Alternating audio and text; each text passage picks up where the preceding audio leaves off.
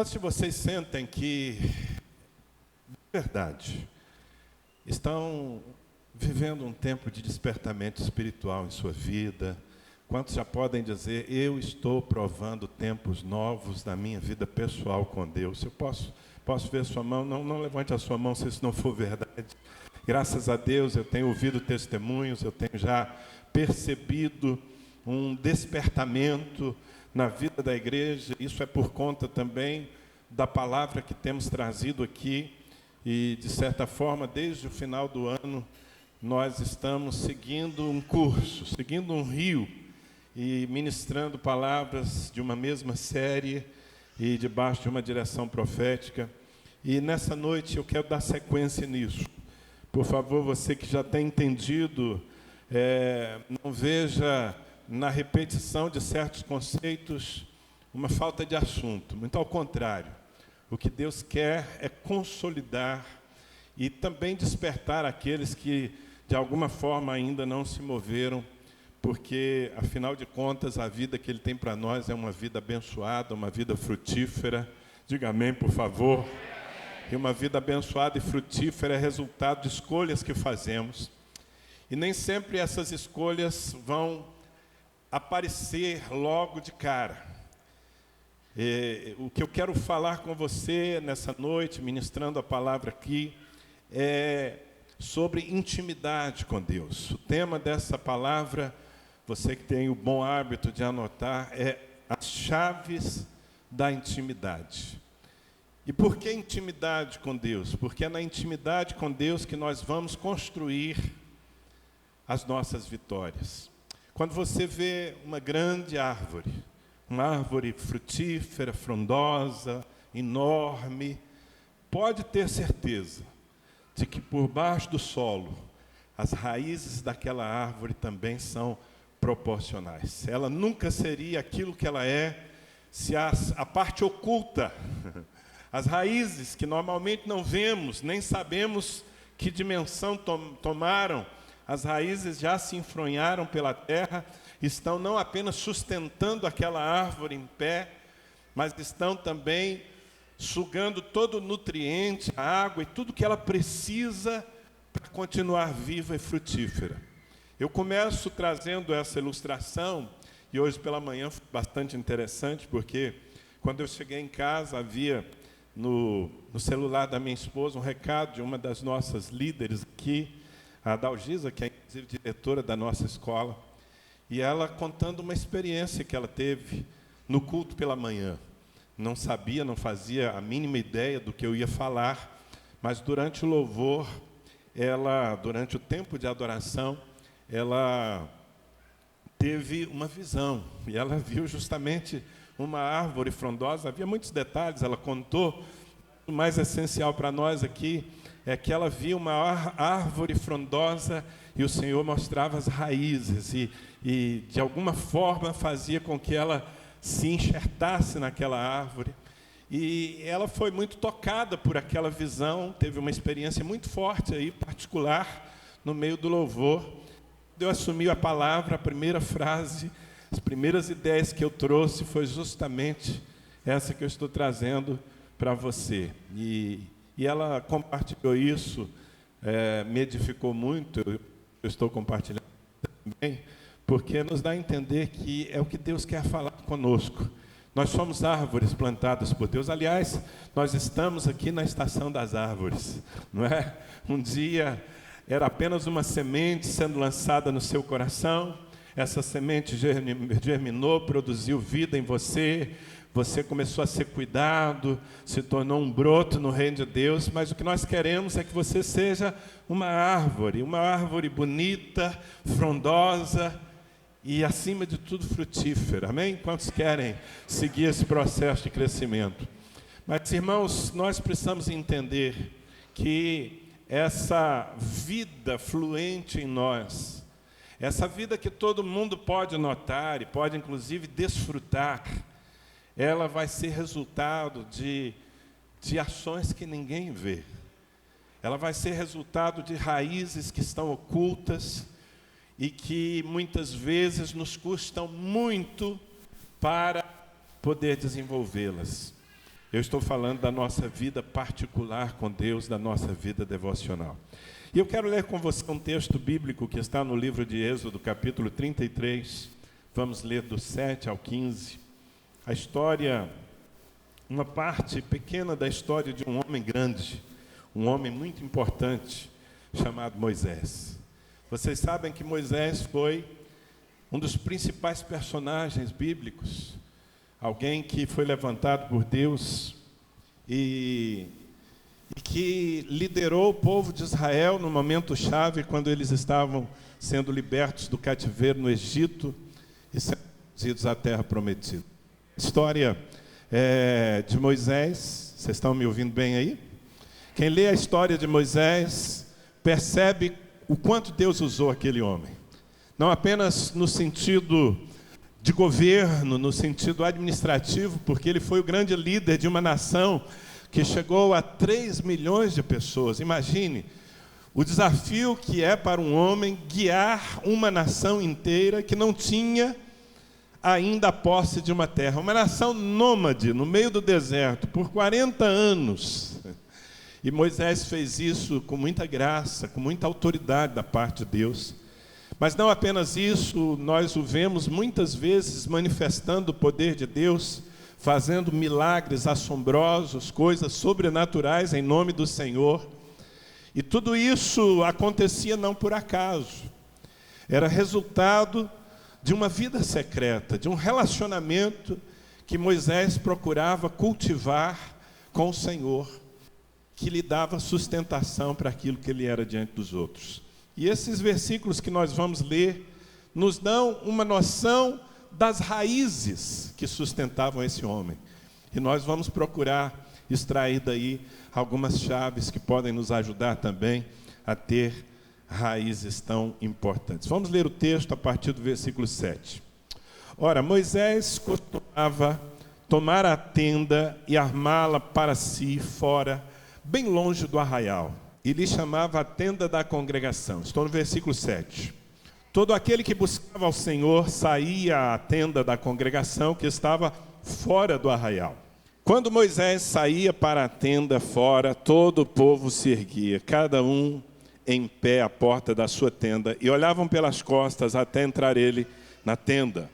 Uma vez dentro, Moisés da tenda descia a coluna de nuvem e punha-se à porta da tenda, e o Senhor falava com Moisés.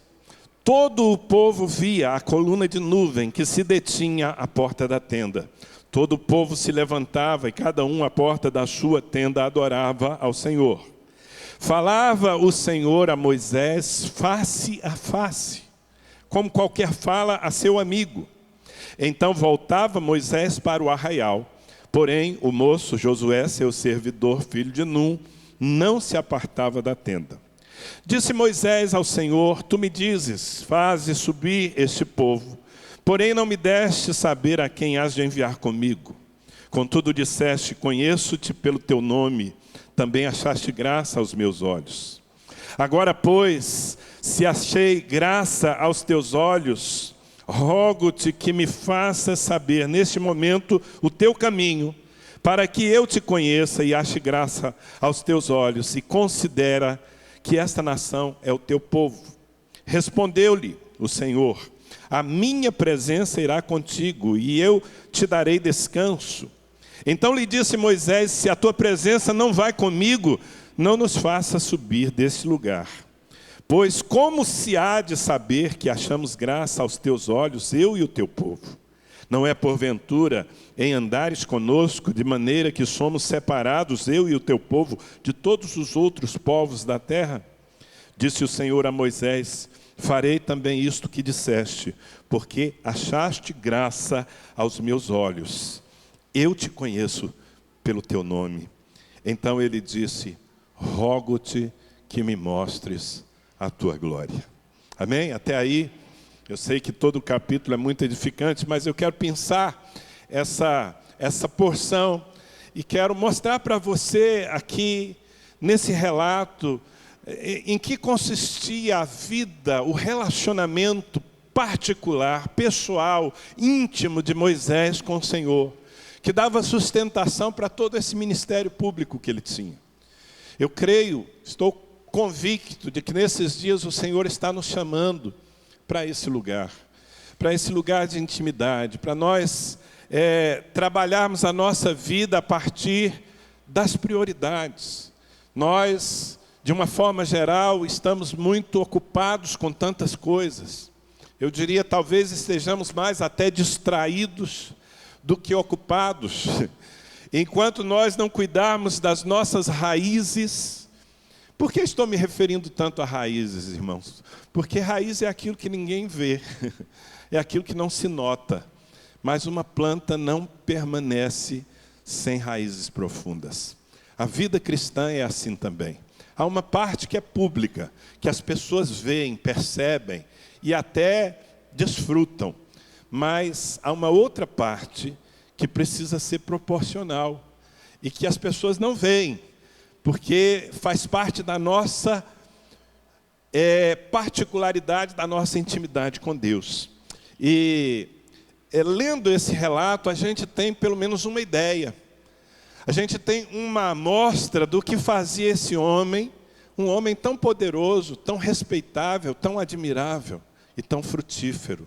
Alguém que tinha tanta autoridade espiritual. Quantos de vocês aqui querem ter autoridade espiritual na sua vida? Sabe, se você é um verdadeiro cristão, não é possível. É claro que você deseja cumprir o seu chamado, se tornar uma pessoa frutífera, abençoadora, transformadora dos lugares onde você vive. Mas isso só vai ser possível se você começar do começo, começar de baixo. Aquilo que é visível vai ser resultado daquilo que é invisível. E aqui, nesse relato, nós temos, no exemplo de Moisés, algumas chaves que nós precisamos desenvolver nas nossas vidas. As chaves para uma vida de intimidade com Deus. A primeira dessas chaves é o que eu chamaria de disciplina.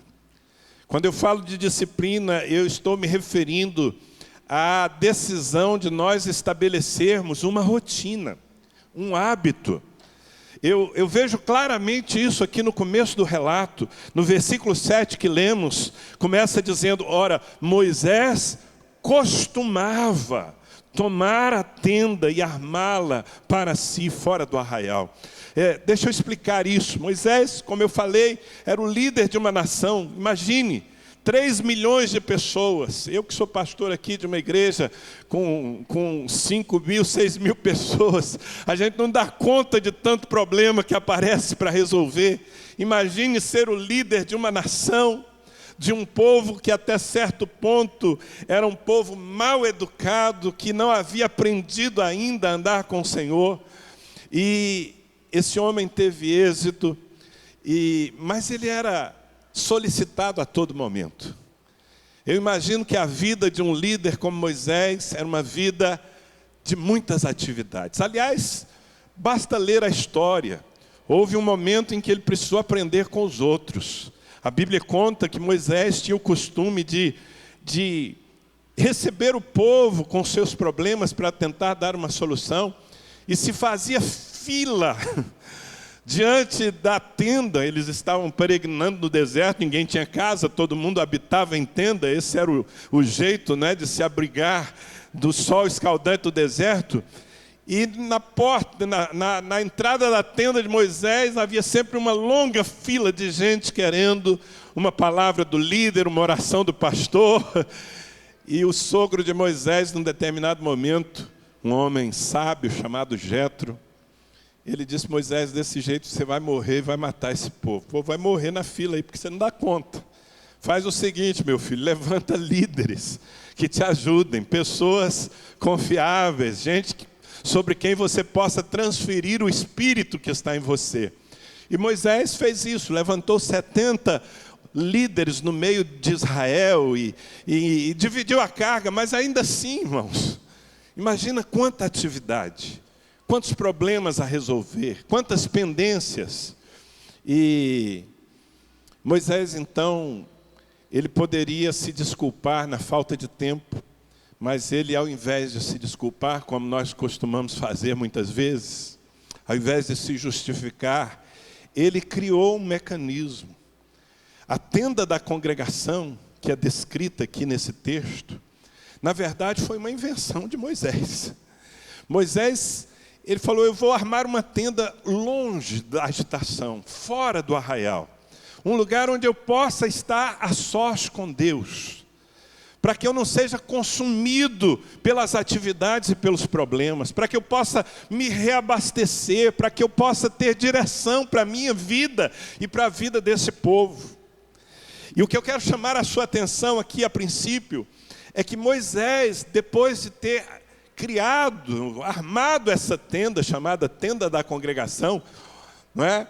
Ele passou a visitar essa tenda de uma maneira tão rotineira, que o texto diz que ele costumava fazer isso.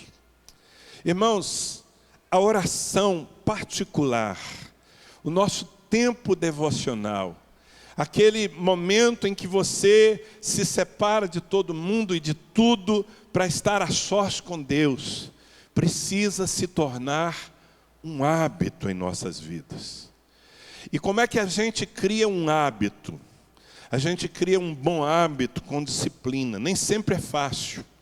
Porque, como eu disse, e acho que nessa geração mais do que em qualquer outra, nós já acordamos com muitas coisas a fazer.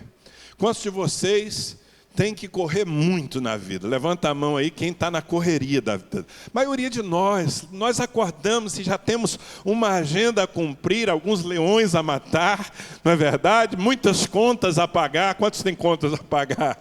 E tudo isso demanda tempo.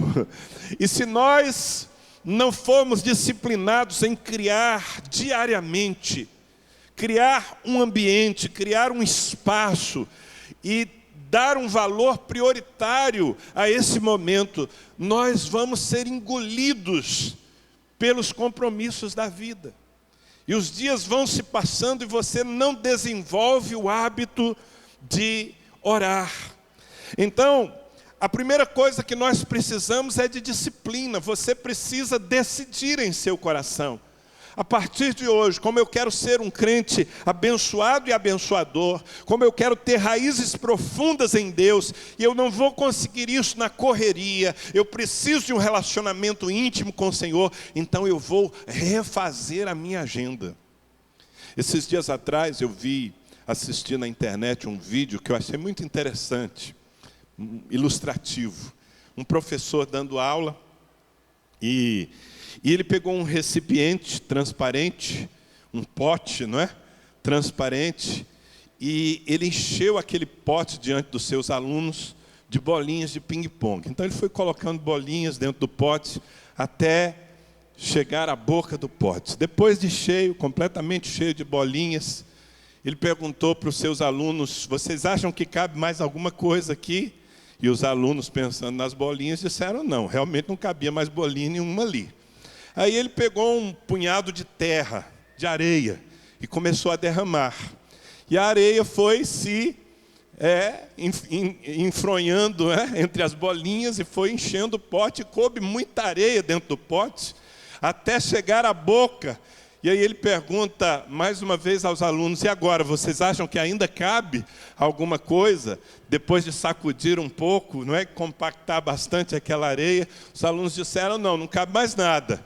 Aí ele pegou uma jarra de água e ele começou a derramar sobre a areia. E a areia foi chupando a água e coube muita água até transbordar. E aí ele terminou aquela ilustração dizendo, nós precisamos aprender a usar as prioridades corretas. Se eu tivesse colocado primeiro nesse pote a água, ou mesmo a areia, não caberia mais nada. Se eu tivesse enchido esse pote de areia, não caberia uma bolinha sequer. Mas como eu comecei pelo principal, então o resto pôde se acomodar. Não era um ensinamento espiritual, mas eu tomei a ilustração, eu tive até vontade de fazer essa experiência aqui, mas não tive tempo de providenciar os ingredientes. Mas eu acho que você desenhou na sua mente, não é? E o que eu quero dizer, amados, é que há coisas na nossa vida que precisam ser colocadas primeiro no nosso tempo. Há coisas em nossa vida que nós precisamos priorizar, porque elas são grandes e importantes. E se nós deixarmos para o fim, não sobrará espaço. Eu vejo muito crente reclamando de falta de tempo. Quando você diz, mas como é que vai a sua vida de oração? Como é que vai? Não é o tempo que você dedica ao estudo da palavra. Muitas vezes eu ouço respostas do tipo, pastor, a minha vida é tão corrida. Falta de tempo. Mas, ainda que eu admita que algumas pessoas, inclusive aqui nesse auditório, talvez estejam trabalhando além da conta, trabalhando mais do que seria saudável, a maioria de nós não tem realmente falta de tempo. A maioria de nós tem falta de ordem, falta de prioridade. Se nós entendermos que estar com a nossa família, que investir tempo de qualidade nos nossos filhos, nós os que somos pais, temos tempo para brincar com eles, se são crianças, para conversar sobre todas as coisas, desenvolver amizade, ajudá-los nos estudos. Se nós entendermos que isso é uma prioridade, e deveria ser, porque se você terceirizar os seus filhos, deixá-los simplesmente por conta dos professores da escola, dos tios da igreja e tudo mais, eles não receberão tudo o que precisam. Se nós entendermos que isso é uma prioridade, nós vamos mexer na nossa agenda. Agora, e o que falar da nossa vida com Deus? Como é que eu posso crescer espiritualmente se o tempo que eu dedico a estar com o Senhor é mínimo na minha vida? E nós temos que admitir que uma parte dos cristãos se limita a visitar a igreja de semana em semana. Isso, aqueles que vêm toda semana, porque alguns nem toda semana aparecem. E os que vêm toda semana, muitos acham que isso é suficiente. Ouvir um pastor pregar, ter algum momento de louvor, que isso é suficiente para gerar crescimento espiritual. Amado, não é. Se você não tiver intimidade com Deus, você não vai crescer. E se você crescer, esse peso do crescimento um dia vai desabar sobre a sua vida, porque você não tem raízes profundas. Então a primeira coisa que nós precisamos entender aqui, receber do exemplo de Moisés, é estabelecer um hábito. Por favor, nós ainda podemos chamar esse tempo que estamos vivendo de início do ano, ainda que já se passaram 20 dias. Mas é tempo de você tomar uma decisão. É tempo de você marcar hora com Deus todos os dias. É tempo de você separar esse momento e insistir nisso. A princípio, talvez algumas coisas podem ficar assim por resolver, porque você ocupou aquele espaço. Mas à medida em que você persevera, isso vai se tornar um hábito.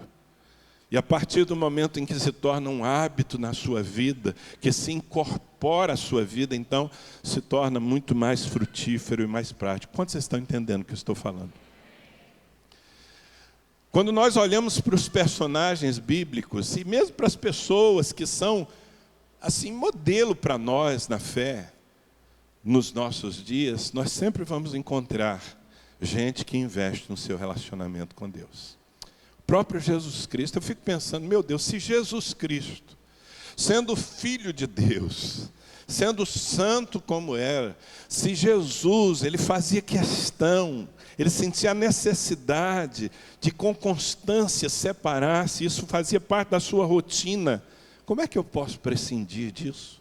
Como é que eu posso ousar viver, enfrentar o pecado e Satanás que milita contra a minha vida, sem que eu invista tempo com Deus? Aliás, Jesus, não só com sua vida, mas com suas palavras, nos incentivou sobre isso. Por exemplo, em Lucas capítulo 18, versículo 1, ele diz assim, olha o que está escrito: então Jesus contou aos seus discípulos uma parábola para mostrar-lhes que eles deviam orar, o quê?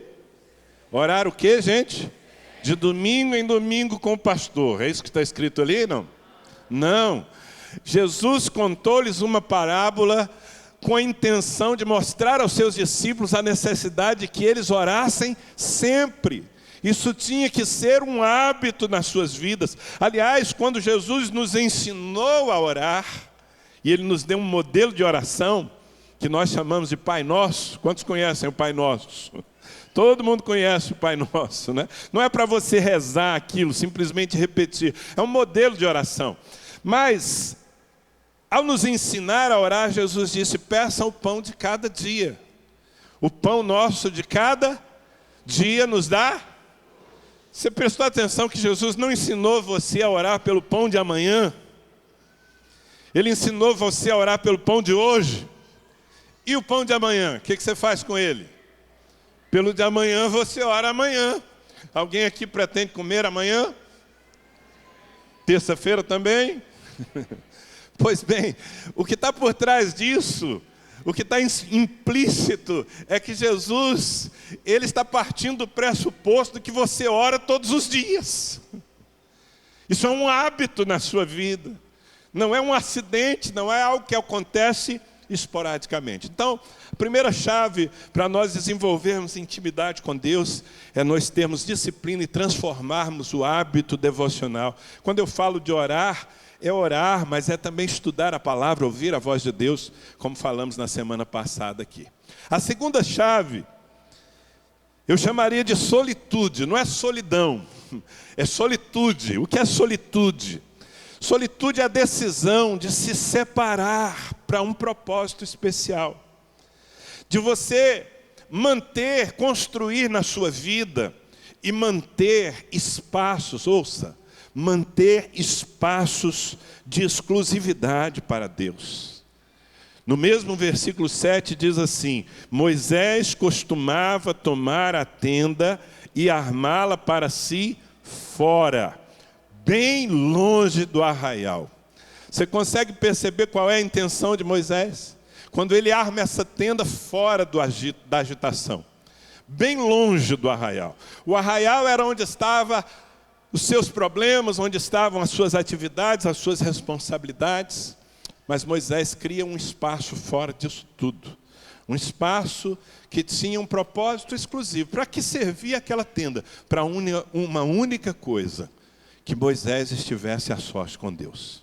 Aliás, ele emprestava a tenda para os outros também. Qualquer pessoa que quisesse usar a tenda para estar a sós com Deus, poderia usá-la. É a informação que nós temos da palavra.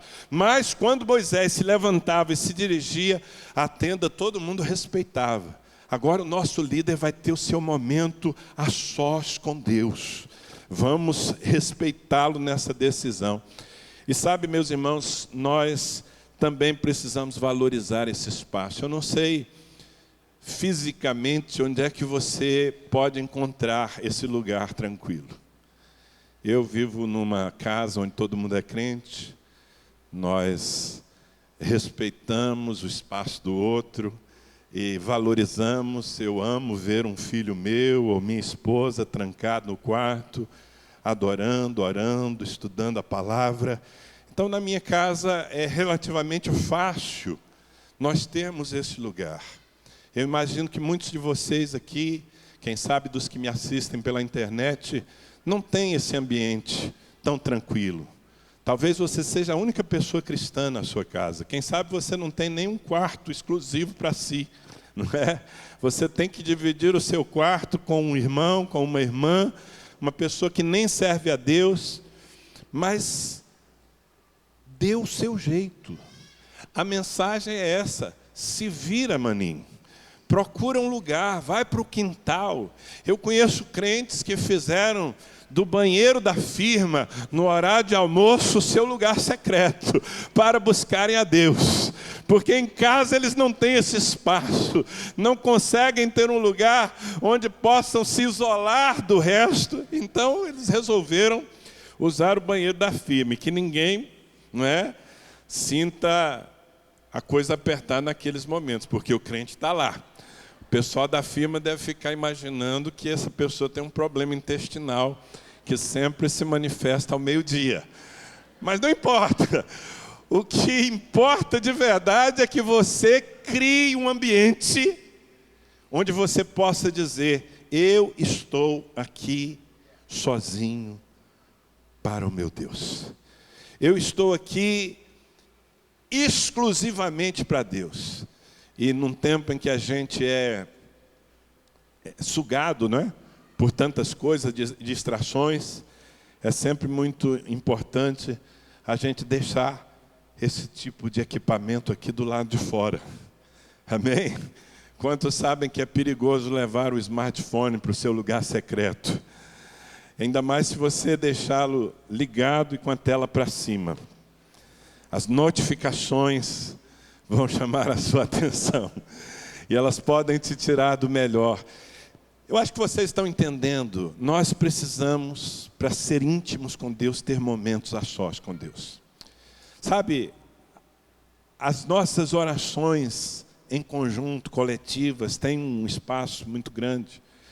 Jesus disse, quando 2 ou 3 se reunirem em meu nome, eu estarei no meio deles. Jesus disse, quando 2 pessoas concordarem com alguma coisa em meu nome, isso será feito pelo Pai que está nos céus. Então, a oração em conjunto, coletiva, as orações que nós fazemos aqui, na torre de vigia, eu acho tremendo, acho tão importante que marido e mulher tenham, sim, com constância, um tempo de oração. Como é importante que os pais, com constância, reúnam os seus filhos para orar com eles e por eles.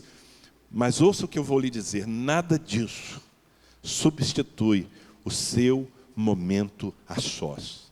Eu sou casado, mas eu preciso de tempo a sós com Deus. Eu reconheço que a minha esposa precisa de tempo a sós com Deus. E quando ela se tranca no quarto, eu respeito. Eu fico do lado de fora e dizendo, Senhor, manifesta-te a ela ali mesmo. Que o Senhor possa trazer direção ao seu coração.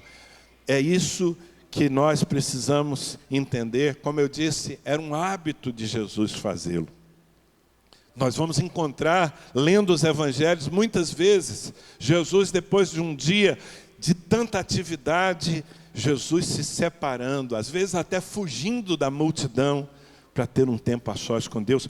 Uma dessas ocasiões está em Marcos capítulo 6, aqui no telão vai aparecer 16, mas é Marcos capítulo 6, versículos 45 e 46. Olha só, é só um entre vários relatos do tipo. Diz assim, logo em seguida, Jesus insistiu com os discípulos para que entrassem no barco e fossem adiante dele para Betsaida, enquanto ele despedia a multidão. Versículo 46, tendo-a despedido, subiu a um monte para orar. Deixa eu te dar o contexto disso aqui, porque vai trazer mais peso ainda sobre o que Jesus estava fazendo. Ele havia passado o dia inteiro ministrando a multidão, orando pelos enfermos, atendendo as pessoas, liberando palavras de graça, o dia inteiro dedicado. E nós que somos ministros do Evangelho sabemos o quanto cansa. Ainda mais quando você tem que enfrentar batalha espiritual. Quantas vezes eu já saí completamente exaurido de um culto, depois de um tempo ministrando a palavra, porque você tem um desgaste que vai além do físico, além do mental. Você faz um esforço espiritual para comunicar. Eu fico imaginando Jesus diante de uma multidão que sempre o cercava com suas necessidades. Ele não dizia não a ninguém. Jesus era solícito, ele era alguém que tinha compaixão das pessoas. Ele atendia cada um. Jesus passou o dia com esse povo. Ao final do dia, eu imagino, sendo gente como ele era, o seu corpo estava pedindo cama, descanso. A sua mente provavelmente estava querendo relaxar, entrar naquele modo flat, sabe? Que a gente tanto gosta, principalmente os homens. Aliás, mulheres, nunca interrompam um homem quando ele estiver no seu momento de nada. Todo homem precisa de um momento de nada. Você vê ele assim diante da televisão, com o controle remoto, mas ele não está prestando atenção. E se você perguntar o que ele está vendo, ele vai responder nada. Não interrompa, isso é importante para ele. Para mim é muito importante. Eu acho que Jesus, o homem Jesus, estava fisicamente, mentalmente, precisando de um tempo de nada. Deitar numa cama e não pensar em nada. Mas não foi a decisão que ele tomou. Ele mandou os discípulos adiante de si, ele despediu a multidão, e quando finalmente ele se viu só, ele subiu a um monte para orar. E lá ele passou horas na presença do Pai.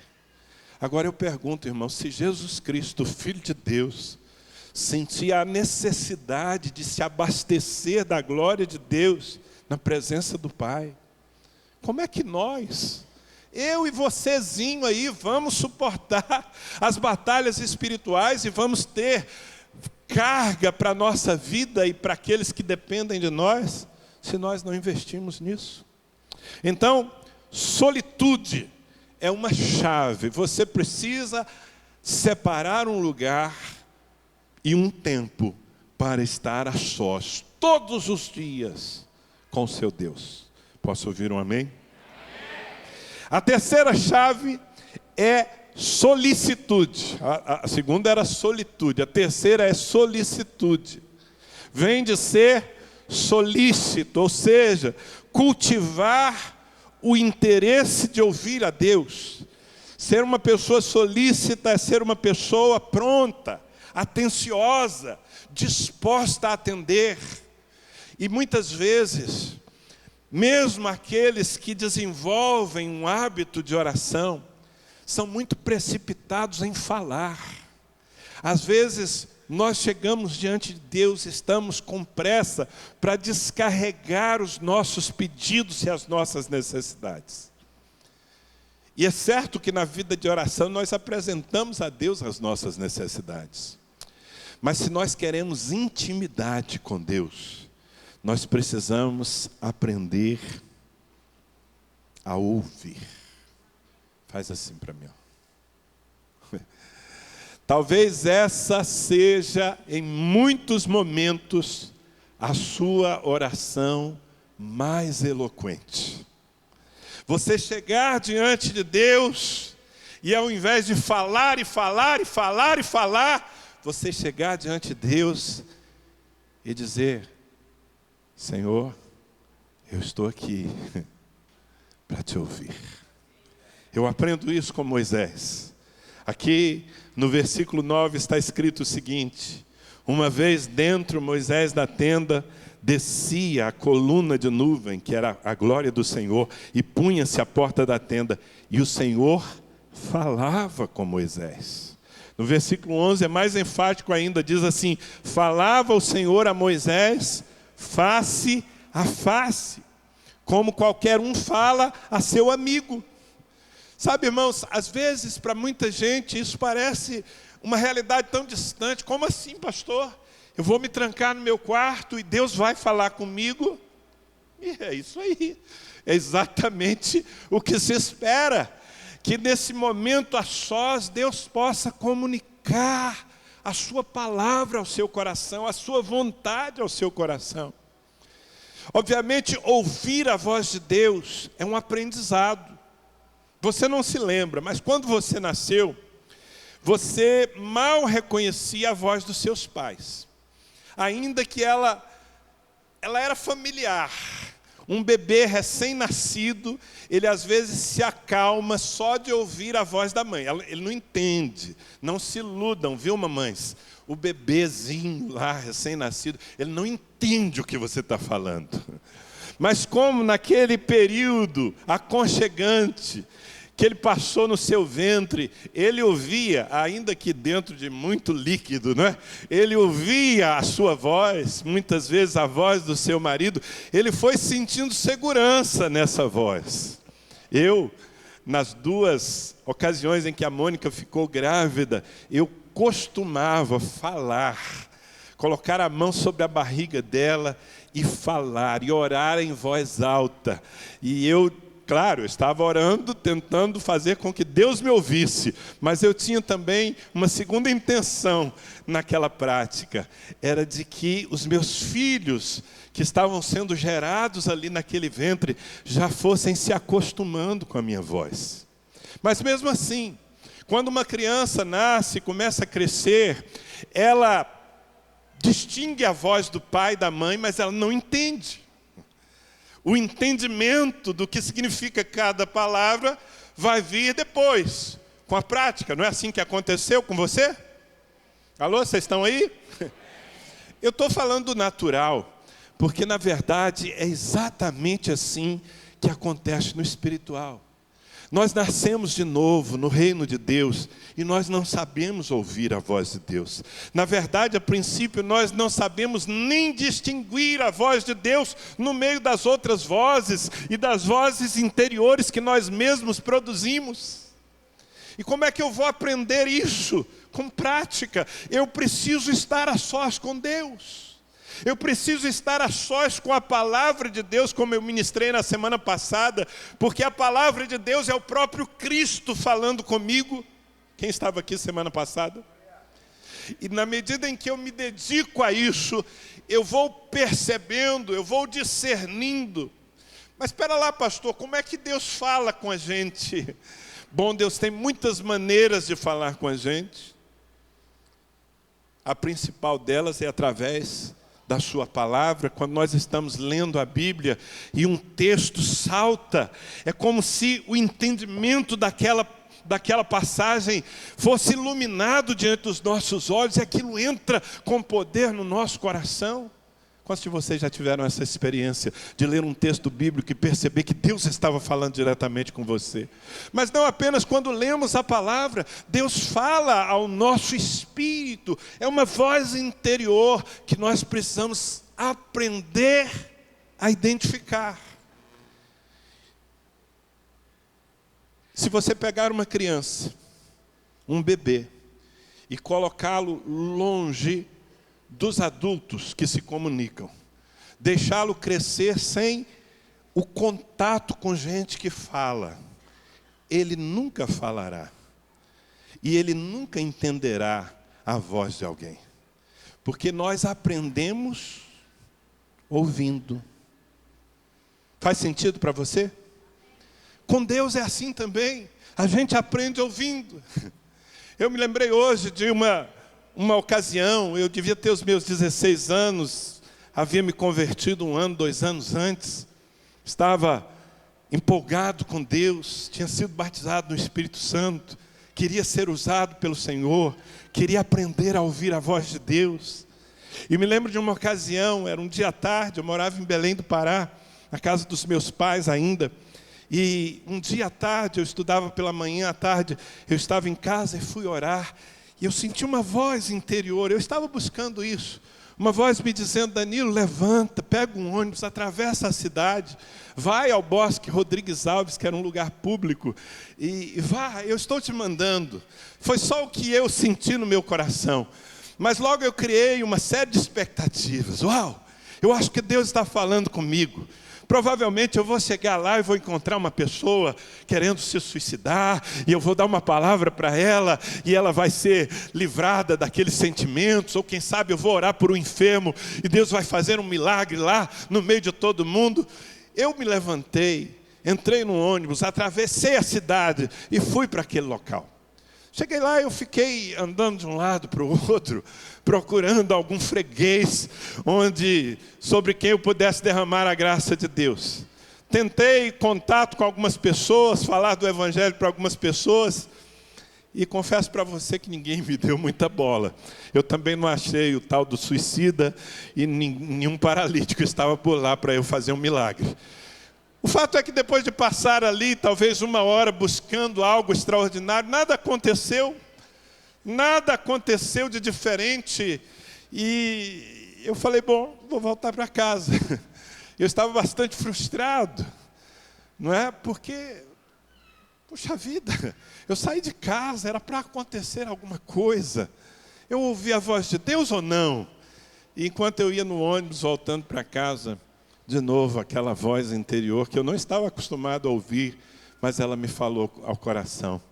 E Deus me disse: muito bem, filho, eu comecei hoje a treinar você para ouvir a minha voz. Eu lhe dei um comando e você obedeceu. Faça sempre assim. Toda vez que eu lhe der um comando, não questione, simplesmente faça, o resto é comigo. Foi uma das minhas primeiras lições sobre ouvir a voz de Deus. Mas isso não aconteceu enquanto eu jogava bola, isso não aconteceu enquanto eu assistia televisão. Amado, isso aconteceu enquanto eu estava no meu quarto, procurando ouvir o Senhor. Quantos vocês estão entendendo? Deus, ouça o que eu vou lhe dizer, Deus quer fazer de você um amigo dele. A gente canta canções nesse sentido, mas a gente não vive nessa dimensão. Deus quer compartilhar segredos ao seu coração, mas você precisa dedicar-se a ouvir. Ter esse coração solícito, não ter pressa. Sabe qual é o problema das tentativas de desenvolver uma vida devocional que muitos de nós fazemos? Nós nos preocupamos com performance. Eu já tive essa fase. Vou orar 2 horas em línguas. E ficava olhando para o relógio. E aqui, orando em línguas. Eu, sinceramente, não acho que foi um tempo perdido. Quanto mais você orar em línguas, melhor. Porque a Bíblia diz que aquele que ora em línguas não fala a homens, mas a Deus, visto que ninguém o entende, mas em espírito ele fala mistérios. Então, orar em línguas, está tudo certo. A questão é que muitas vezes nós estamos mais preocupados com a performance do que com a essência. O que eu sugiro é que você separe tempo e não tenha pressa. Que você se aquiete na presença de Deus. Dependendo do dia em que você tenha vivido, se você for fazer isso à noite, normalmente, se é possível, é melhor você começar o seu dia com um tempo devocional. A sua mente está arejada, o seu corpo está descansado. É que algumas pessoas aqui têm que entrar tão cedo no trabalho, que para separar um tempo devocional com o começo do dia, elas têm que madrugar, literalmente. Né? Se você joga isso para o final do seu dia, você já vai estar cansado, mas ok, está valendo. O problema é que nós temos muita pressa. Uma das coisas mais importantes que vão acontecer, se você desenvolver intimidade com Deus, é que você vai aprender a discernir a voz dEle. Isso vai ajudar você nas suas decisões. Isso vai ajudar você a perceber quando uma mínima atitude sua, que antes passava batida, e você nem percebia, uma mínima atitude sua ofendeu o coração do Pai, e precisa de uma expressão de arrependimento. Aliás, queridos, não é normal que um crente não aprenda a ouvir a voz de Deus. O que você está aqui nessa noite fazendo é importante. Você está se submetendo ao ensino. Você está dedicando tempo ao Senhor. E Deus está falando com você através de mim. Ok, é uma das formas de Deus falar. Através de outras pessoas. Mas a gente não pode admitir que isso seja o principal.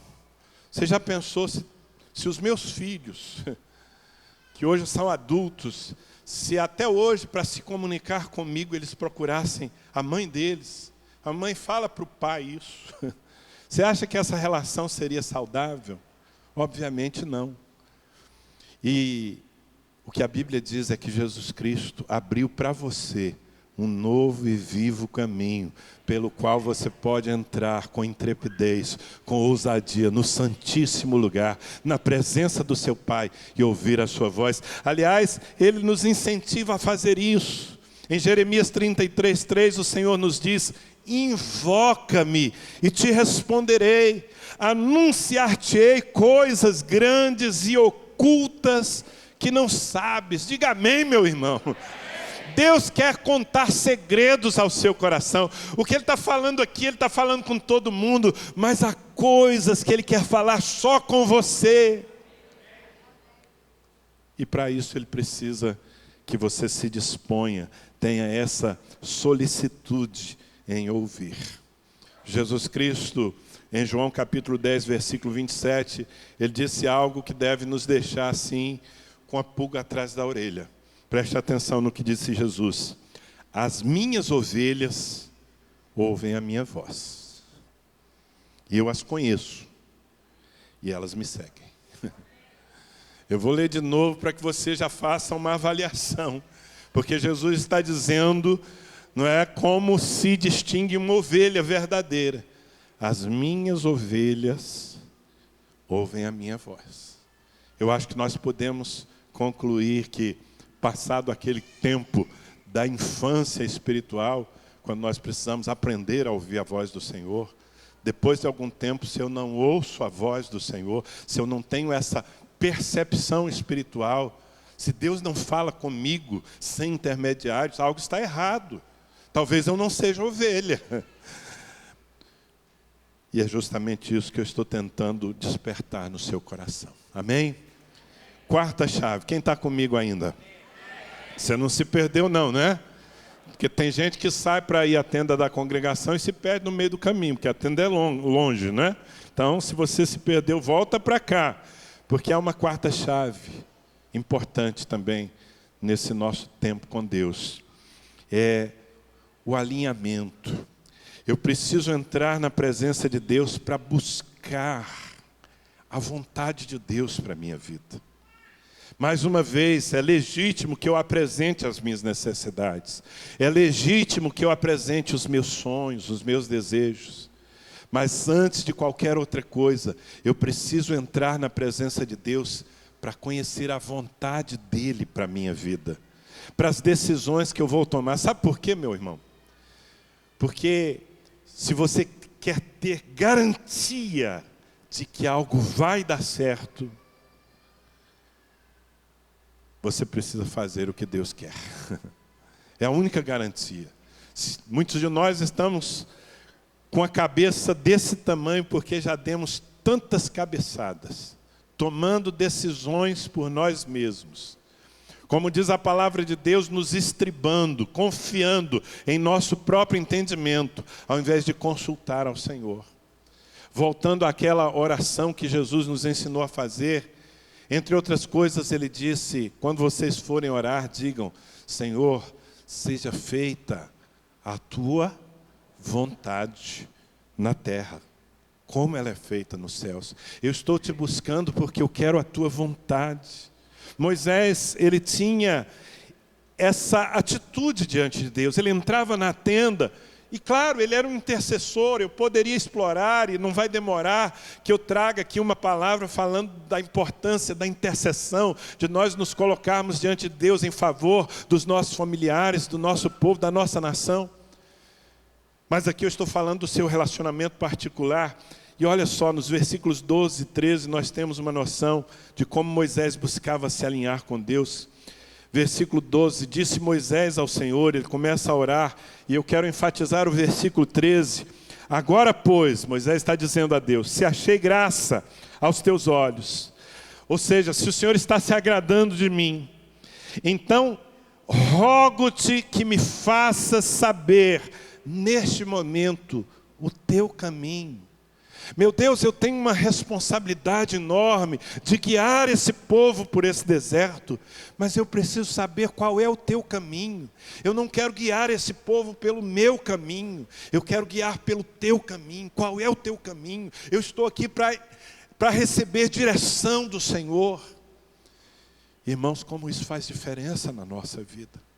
Quantas decisões poderiam ser tomadas na presença de Deus e você tomou por conta própria e, como diz o ditado, deu com os burros na água, né? Você perdeu o seu tempo, você se frustrou, talvez você trouxe prejuízo para a sua vida, sua família. Aprenda a entrar na presença de Deus com essa pergunta, Senhor, qual é o teu caminho? Que decisão eu posso tomar? Eu gostaria de fazer isso, mas o que o Senhor pensa? Esse espírito, eu não sei se você está entendendo, mas não basta a gente separar tempo, nós precisamos estar diante de Deus com a postura correta, para sermos governados por Ele. E eu garanto para você, quando Deus te dá uma direção, ninguém vai parar o seu caminho.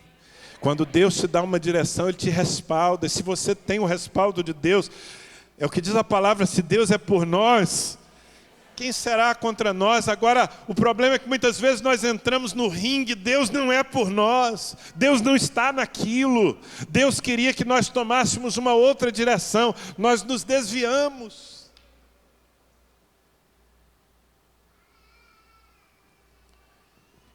Então, esse alinhamento, por que eu chamo de alinhamento?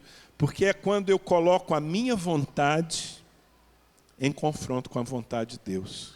É quando eu digo, Senhor, o que eu quero, o que eu penso é isso. Mas o que o Senhor pensa? Eu estou fazendo esse plano, mas será que isso está no teu coração? Eu estou pensando em fazer esse investimento. Eu estou pensando em me aproximar daquela moça que eu acho tão linda, Senhor. Mas será que é a mulher que tu tens para mim? Eu aconselho você a fazer essas perguntas antes de tomar suas decisões. Isso tem funcionado muito bem na minha vida e na vida de todos aqueles que buscam ao Senhor. Amém? Alinhar. Próprio Jesus, em Mateus capítulo 26, versículo 39, numa das orações mais dramáticas que nós temos na Bíblia. E essa oração é repetida nos outros evangelhos. Mas olha o que diz: Jesus estava lá no jardim do Getsêmani, um lugar que existe até hoje, que nós vamos visitar em setembro. Quem vai comigo a Israel em setembro? Nós vamos estar, se Deus quiser, no jardim do Getsêmani. Dali nós temos uma visão linda de Jerusalém. E há oliveiras ali naquele jardim, vivas até hoje, que estavam vivas. Oliveiras de mais de 2000 anos, que ainda dão seu fruto. É muito interessante esse lugar. Mas nessa visita, a Bíblia conta que o Jardim das Oliveiras, por ser um lugar à parte, costumava ser visitado por Jesus. Sempre quando ele estava em Jerusalém, ele saía fora da cidade para o Jardim das Oliveiras a fim de orar. Mas essa oração específica aqui foi uma oração dramática. Jesus estava à sombra da cruz, prestes a ser entregue por todos nós. E como é que ele ora? Versículo 39. Perceba que o que está aí é um homem querendo se alinhar com a vontade do Pai. Diz assim: adiantando-se um pouco, prostrou-se sobre o seu rosto, orando e dizendo: meu Pai, se possível, passe de mim esse cálice. Todavia, não seja como eu quero, mas como tu queres, e sim como tu queres. O que Jesus está fazendo? Pai, a minha vontade é fugir da cruz. Como eu gostaria que houvesse um outro caminho, e que eu não passasse por esse sofrimento todo. Mas eu estou aqui para alinhar o meu coração com a tua vontade. Seja como tu queres e não como eu quero. E ali a Bíblia diz que os anjos vieram e o fortaleceram. Quem está entendendo? Muitas vezes o que nós precisamos fazer é isso: nos prostrar diante de Deus e dizer: Senhor, sobrepõe a tua vontade, e que a tua vontade seja mais importante que a minha. Amém, queridos? Eu posso te dar mais um segredo hoje, antes de nós sairmos aqui? Amém? Paixão. Paixão. Paixão é uma chave na nossa intimidade com Deus. Quando eu me refiro à paixão, eu estou falando sobre querer a presença de Deus mais que qualquer outra coisa. Sobre valorizar o simples ato de estar com Ele. Moisés tinha esse coração. Quando ele entrava na tenda, seu maior desejo era estar com o Senhor. Isso está revelado aqui nos versículos 14, 15 e 16. Veja o versículo 15. Então lhe disse Moisés: se a tua presença não vai comigo, não nos faça subir desse lugar. Amado, sabe o que Moisés está dizendo a Deus? Senhor, eu prefiro morrer aqui nesse deserto, sem casa, mas com a tua presença, do que conquistar a terra de Canaã e perder a tua presença. Se a tua presença não for comigo, meu Deus, eu não quero a bênção, eu quero o Senhor. A bênção vai ser consequência da tua presença na minha vida. Amém? E como é importante que nós aprendamos a valorizar a presença de Deus. Hoje pela manhã nós começamos o culto aqui cantando uma canção linda que diz: se Deus fizer, Ele é Deus. Se não fizer, Ele é Deus. Sabe, não depende das circunstâncias, não depende da minha vontade atendida ou realizada. Na verdade, é um prazer tão intenso estar com Ele. Quando a sua glória se manifesta, isso é tão poderoso. Moisés entrava naquele lugar para estar com Deus. O que ele conseguisse dali seria lucro. O apóstolo Paulo dizia: para mim viver é Cristo, morrer é lucro. Eu já estou no lucro com a bênção. Eu quero mais de Deus na minha vida. Isso é paixão, irmãos. É o que nós precisamos desenvolver. Sabe? Paixão que se revela numa sede espiritual. Esse texto, e aqui eu termino, esse relato, termina dizendo, Moisés dizendo para Deus: Senhor, tem mais uma coisa. Eu acho muito interessante. Mostra-me a tua glória. Moisés já tinha colocado a sua vida diante de Deus. Moisés estava dizendo: Senhor, revela-me o teu caminho. Deus vem e responde, fala com ele, eu vou contigo. No final Moisés diz: está muito bom, mas eu quero mais. Mostra-me a tua glória. Eu quero conhecer mais de ti. Eu quero mergulhar mais em ti. Isso é paixão. Isso é sede. E sabe, eu estou orando pela minha vida e pela sua. Nesses dias eu tenho feito essa oração. Eu tenho pedido: Deus, coloca em nós uma sede insaciável pela tua presença. Meu Deus, uma necessidade de estar contigo, não para cumprir tabela, não para dizer para o meu líder, para o meu pastor, que eu estou atendendo a palavra. Não, uma necessidade interior de estar com Ele, de conhecê-lo mais, de mergulhar mais no seu amor, de sentir o seu cheiro, de desfrutar da sua glória. Ele quer nos revelar a sua glória, irmãos, mas nós precisamos ter esse coração, esse interesse. Na verdade, precisamos investir nisso, até que nada mais importe. Amém? Há um livro que eu recomendo para você, do meu amigo pastor Luciano Subirá, Até que Nada Mais Importe. Se você nunca leu esse livro, leia. Ele pregou a palavra, mas no livro é muito mais extenso. Nós precisamos desejar a presença de Deus nas nossas vidas, até que tudo mais se torne resto. Se nós fizermos isso, certamente seremos pessoas mais completas, seremos pessoas mais satisfeitas, mas seremos também crentes mais firmes e mais frutíferos. Árvores frondosas e frutíferas que não se curvam com os ventos da vida. Amém? Vamos investir na nossa intimidade com Deus? Vamos ficar em pé.